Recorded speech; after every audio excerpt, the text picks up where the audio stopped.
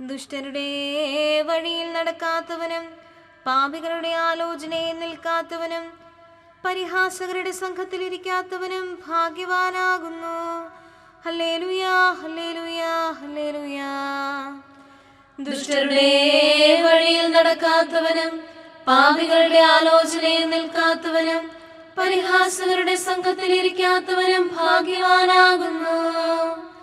അവന്റെ മനസ്സ് കർത്താവിന്റെ നിയമത്തിലാണ്. അവിടുത്തെ നിയമത്തെ പറ്റി അവൻ രാപകൽ ധ്യാനിക്കുന്നു. അവൻ ചെയ്യുന്നതെല്ലാം പൂർത്തിയാക്കും. അവൻ നീർച്ചാലിനരികെ നട്ട വൃക്ഷം പോലെയാണ്. അതിന്റെ ഇലകൾ കൊഴിയുന്നില്ല.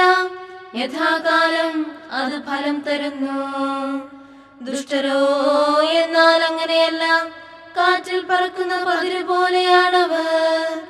ന്യായവിധിയിൽ ദുഷ്ടർ ഉറച്ചു നിൽക്കുകയില്ല. പാപികൾ നീതിനിഷ്ഠരുടെ സമൂഹത്തിലും.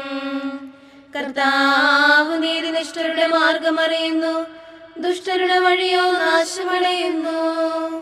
പിതാവിനും പുത്രനും പരിശുദ്ധാത്മാവിനും സ്തുതി, ആദിമുതൽ എന്നേക്കും ആമേൻ.